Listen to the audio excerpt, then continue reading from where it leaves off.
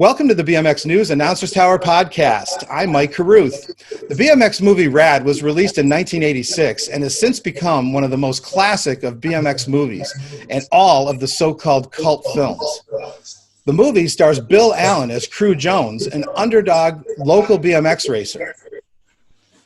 Olympian Bart Connor plays Bart Taylor, the factory hotshot, Crew's nemesis, and Lori Loughlin as Christian, Crew's love interest. RAD has had such an impact on BMX racing that it has been long rumored that our BMX tracks of today, the Supercross tracks, have some inspirational lineage to the famed and feared Hell track in the movie. Crew's mother is played by veteran actress Talia Shire, who was and still is well known for her roles in the Godfather and Rocky film franchises, among many other projects. RAD was a family affair of sorts, with Talia's husband Jack Schwartzman as executive producer and stepson John as cinematographer for the now famous opening and ending credits. RAD has been available on VHS or Laserdisc only since 1986, and there it sat until now, where another member of the Schwartzman family enters the picture. Robert Schwartzman, through his company, Utopia Distribution, is Talia and Jack's son and oversaw the 4K restoration. We are honored to welcome Talia Shire and Robert Schwartzman to the show today. Thanks so much for being with us, both of you. Thank you. Thank you for having us. Thank you so much. I kind of want to reenact the Hell track, you know, when they're on Hell track and they go like this. Yeah. I kind of want to just reenact that for you guys. Because that's one of the best moments when they go from rider to rider. It's so cool. Yeah. Exactly. You have no idea how scary that was, because that was a huge vertical. Boy, oh boy, that was scary. And that was out in Canada, right? Calgary, yes. Yeah. Wow. Well, I don't, I'm certainly, you wouldn't remember this, Talia, but I was at the premiere in Westwood, and when I worked at BMX Plus magazine, we met just very briefly for a split second. I was incredibly starstruck, so I probably bungled my lines or whatever, but I'm just so glad to have you here today, and thank you so much for, both of you for giving of your time. Of course. Thank you. When I was there those years ago, were all the writers there too? I remember the writers came. Yeah. Alleyway. Yeah. Eddie Fiola and Martin Aprio and Carl Osborne, all those guys. Yeah, for sure. That was a huge day in BMX history. Really, it is, and it exists on the BMX timeline, the BMX history timeline to this day. So we've got a very limited amount of time, so I want to get on to my questions. And so, Talia, I'm going to start with you. Can you just to give us a minute or two or a couple little backstory about how RAD came to your family's attention and what made your late husband, Mr. Jack Schwartzman, want to do the project?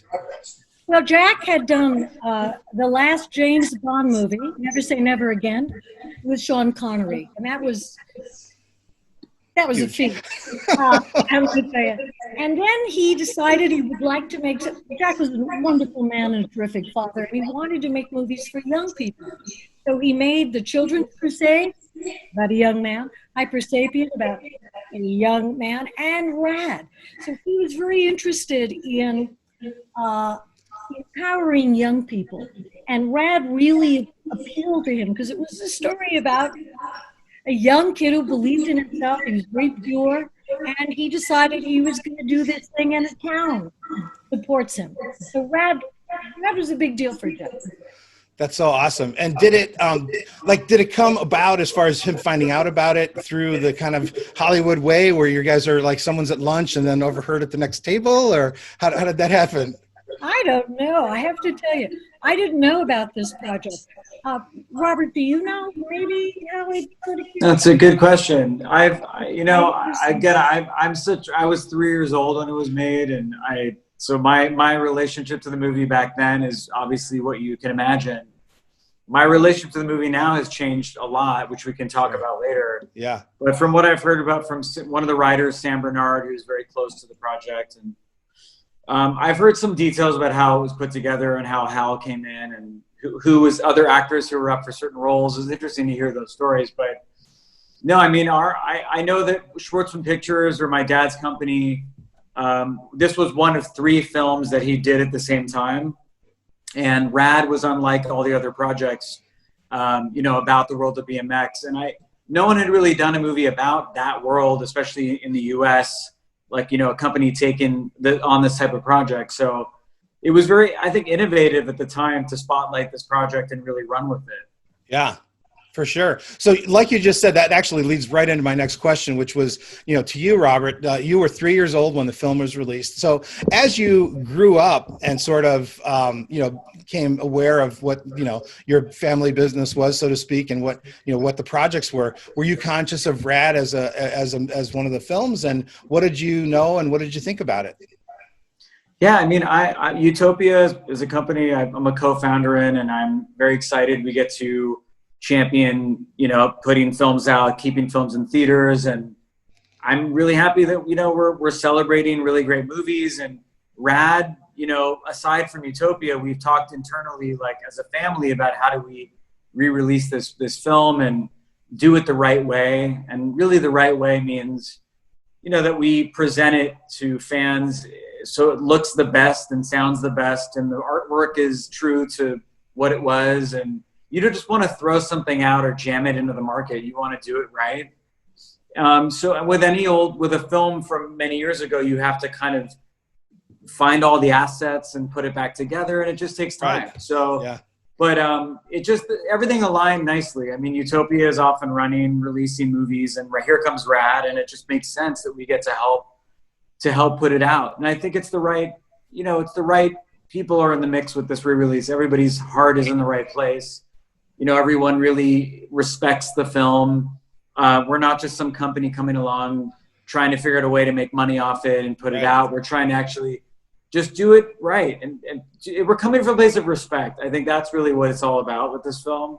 And it's respecting the filmmakers, respecting my dad, who this was one of his projects, and respecting the fans who for many years have really kept the movie out there and shared it. And there's been bootlegging going on and people making merch and all these things, which it's not the best situation that we would want. But on the flip side, it's nice that people are watching the movie too. So, but from this point on, we have to really, this is the official RAD everything going forward. And it's nice that we can really aggregate and focus everyone out there to this moment, you know, and going forward.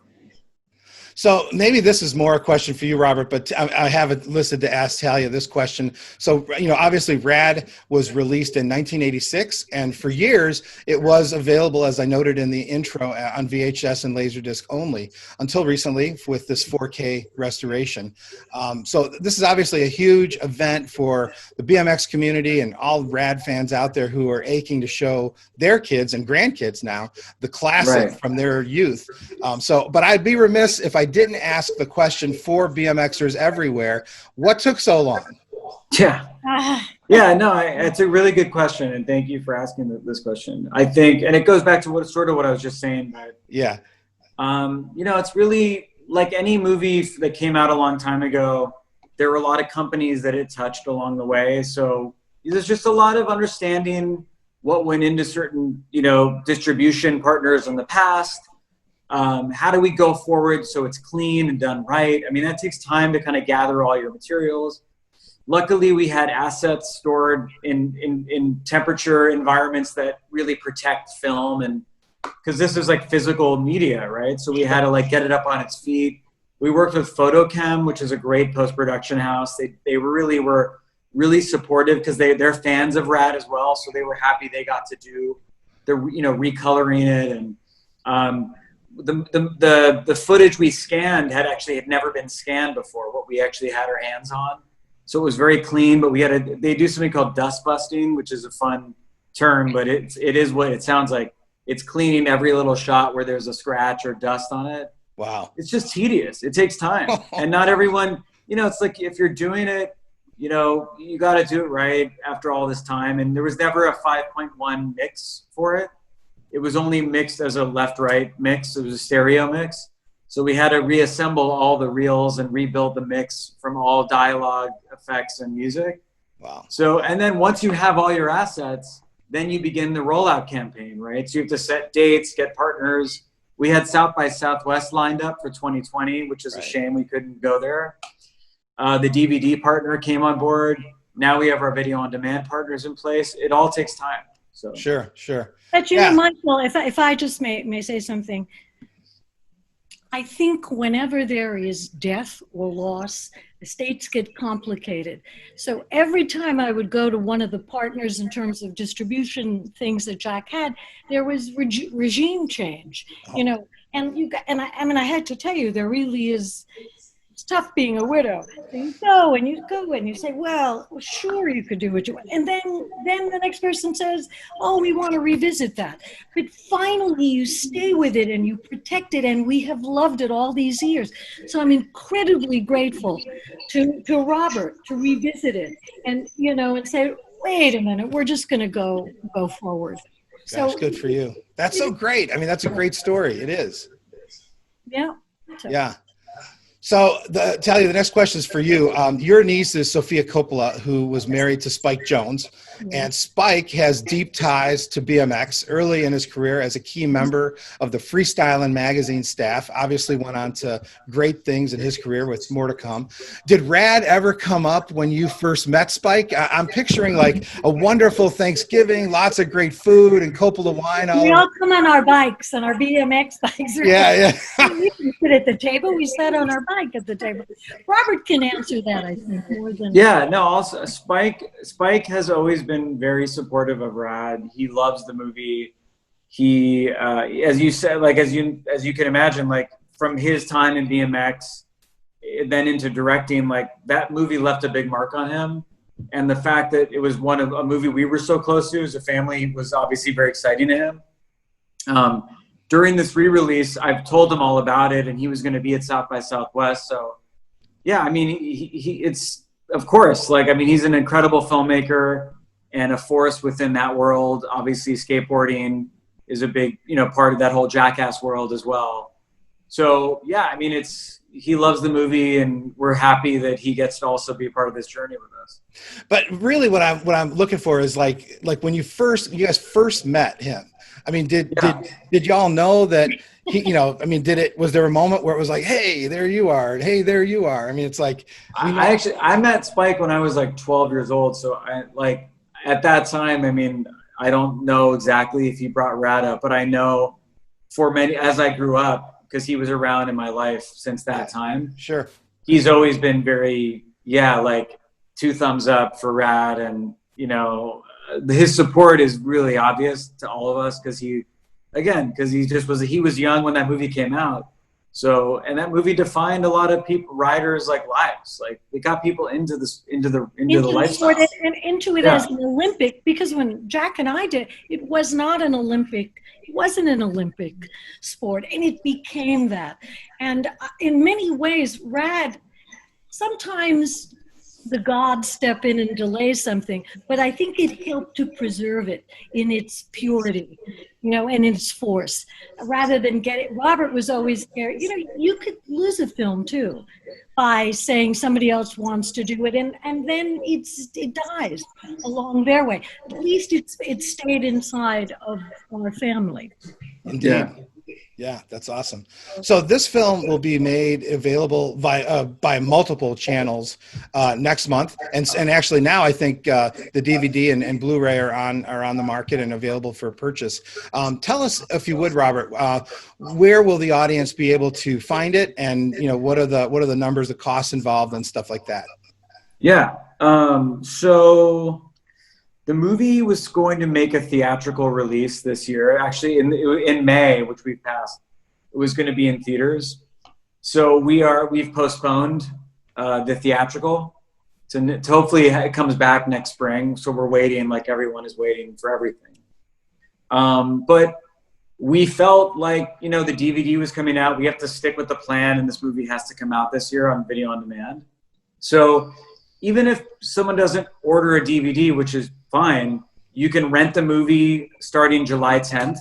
You can actually rent it right now. You can pre-order it, which is on a platform called AltaVod. It's a streaming platform. So it's altavod.com/content/rad is our URL. But you can rent the movie now. It has bonus. The AltaVod stream will have extra content, so we're calling it a special edition. Okay. We have a Q&A with, I don't know if you're familiar with the comedy group called The Lonely Island, but Yorma and Sandberg and Akiva are all part of The Lonely Island from SNL. Yorma, who made Hot Rod, and those guys are big RAD fans. Yorma does the Q&A, so Yorma is the moderator for the Q&A interviews. So that's going to be a part of our first release, and then we have a lot of a featurette from the 80s that we have, interviews from the cast from the 80s, which really hasn't been seen before. Nice. And then on July 24th, you can go to iTunes or Amazon or Fandango now, all the usual video on demand places to rent it or buy it. So anyway, so we started on AltaVod for 2 weeks, July 10th. You can rent it now, and you can only get that content on AltaVod, and then the rest will be different. So, and then you can order the DVD with Vinegar Syndrome. We're going to be doing a different DVD, just a standard Blu-ray coming out later in the fall. And then we have some exciting announcements coming down this sort of channel. So just stay tuned for more. So. Yes, but Robert, you didn't use that bit of me on the bike, did you? No, we have all that. I don't want anyone to see that, right? Yeah. Please. We have the one where you did the backflip. Remember that one? Yeah, where she showed them how to do the backflip. So. Well, yes, I did. But I don't want anyone to really see. Get rid of that piece. Okay. I think that the editing suite, all is possible in there, right? Certain of the BMXers that were in the movie talked about getting a lot of these guys, a lot of us had never been exposed to anything like that before, and so they got they had to get their hair cut, and they get $1,000 for doing that. And is that anything you remember? Well, they were, by the way, they were their own gifted group, but they had to get their hair done. But I remember Eddie Fiola, a lot. He was so sweet. He helped me with my stuff anyway.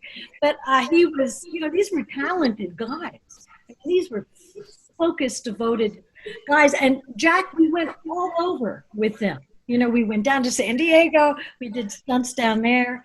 Anyway, so. I mean, look, how the director Hal Needham came from the world. He was a stuntman turned director, so he knew how to sell those stunts in a way that felt really real and exciting. And all the riders were doubled as crew, as Bill Allen as crew, right. And I thought that they found great. The doubles were perfect. Great. The way it was cut and the way they cheated those all the stunt work and all the dance sequence, for example, the race. Obviously, he's wearing a helmet. It's different, but I just think they did a great job of doubling crew and selling that. So I think it really takes you in that world very, very well. But I have to say, we talk about Hal, but I mean that Hell Track place, and I mean those writers, they trusted Hal. It was a scary. That was a scary stunt to do. And Hal knew his stuff. So those young guys were willing. And I don't think anybody got hurt. So. Right. But I did get hurt. That's okay. So during the production, obviously, as you noted, you had Hal Needham, great director, and Mr. Schwartzman as the executive producer. And apart from your appearance in the film as Crew's mom, did you have any behind-the-scenes role in production, or give any kind? You obviously were a well-accomplished and actor and person in the business at that point. So did you have any artistic input in?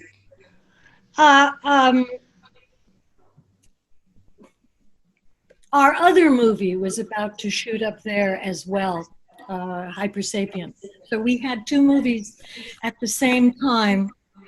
And I'll just tell you, there was a wonderful moment when we were standing in the lobby of the hotel, and we had two movie crews. And Jack, I was very touched by my own husband's joy at seeing all these people come together. I mean, it's a really thrilling thing to be working with a lot of people and knowing that you're participating with all these people and giving them work to do. And that's the only thing I can tell you. I was scared to death, but it was a very exciting time. That's awesome. That's really great. Yeah. So, Robert, in developing the restoration, I think you alluded to it a moment ago, but are there any scenes that, like, bonus scenes that are cut into the movie that were not in the theatrical release, or did you take anything out? You know what? I went through everything and I tried to find some extra scenes that we could share. I was hopeful I could find deleted scenes, for example. I wasn't able to. If there's so much footage, it's really like a lot of scanning, and it's a whole other thing to do that. But when we made the 5-1 mix out of the stems, and when I say we made it, we stayed true to Hal Needham's vision. We didn't reinvent the mix or something. We scanned in 9 reels of audio, and every stem, there's 3 stems, right? So there's dialogue, music, and effects. You break up stems into that way. So if you deliver internationally, you can just use, you replace somebody's talking with an M&E mix. You have all the effects and music. So there was the 5-1 stems didn't line up perfectly with the stereo. There was one scene that went longer, and we don't have the video of it, but we have the audio. And it was between my mom and the actress that plays her daughter. Oh. And it was all about, like, it was an extension of that whole thing about crew going to college and SATs and that whole storyline. But it was like a 9-minute like scene. Oh, wow. And our sound designer like flagged it, and we were like, hey, the stems, the audio is longer than the video. Like, and I was like, wait, what are you talking about? He's like, yeah, that scene that starts here just goes on and on for like 9 minutes. Anyway, I was hoping we could find the footage and marry those two together, but we had to sync up the audio to the stereo. So it matched. Cut my scene? No, we never. Cut my scene. No, the movie never. The version we would all call the one we all know. Mm-hmm. Never had that extension. So anyway, this is the version that is the true IP that we have in storage that was scanned. Anyway, but just a fun little piece of information. But anyway. Yeah. No, that's definitely cool. So, well, we're up against our segment time in a couple minutes here, so I want to start winding it down. But Talia, I have to ask one question of you. It is not RAD related, if you'll permit. My mom is on the Italian side of the family, so this is for my mama. How many Yo Adrians do you get on the street on a daily basis, like pre-COVID basis? Well, I used to get a ton of them, Yeah. a ton of them. And I got to tell you, it wasn't, it was kind of cool and exciting. I'm not going to tell. Really, on your mother's side, she's Italian? Yeah. Ah, okay. But so I would get a lot of, and I named her Panino for my mother. Right. Yeah. That was my mother's maiden name. I never knew that until last night when I was doing some research. That I never knew Adrian's last name until Panino. Yeah. For my mother. Yes. I used to get it all the time, but I mean, not anymore. A few times. Only a few times, really? Okay. Lately. Okay, lately. Right on. Yeah. Okay. Office, things I can say, I mean, I'm as her son, I growing up, I remember people would say that, randomly if they recognized her. So anyway, I saw it as a kid. I could see, fans get excited and say that. So yeah. Oh, it's incredible. Or if my friends knew she was in Rocky, it's like I mean, by the way, those movies are so like iconic. Like obviously those lines are an extension of how iconic those films are. Sure. But it's amazing. I'll celebrate her and say it's amazing. She was in these 2 mega franchises. Like, I mean, no one gets that. No one gets 2. So I think it's amazing to have that. It is. It absolutely Well, is. I mean, I have to just, so you know this, I'm a character actor. So really, that's not a bad thing to be because it means you live your life and really nobody knows who you are for the most part. I don't even think my kids knew I was an actress for a long time. And then somebody would come up and say, but now it's RAD. They come up to me for RAD. Yeah, I'll bet they do. And so as we sign it off, Talia, we'll leave it with you for a moment. Are there any final thoughts on what we've covered today, and then we'll send it back to Robert for the final thoughts on the re-release and things. Well, I mean, I'm just going to be very honest with you, and it being private in public, it is very meaningful to me that Robert Schwartzman is, because I think he has worked so hard on this piece, which belongs to his father. But it's a way for him to discover his father again. So, Robert, I have to say thank you. And I just Thank you very much. You to know that it was a labor of great love. Absolutely. How long did it take, Robert?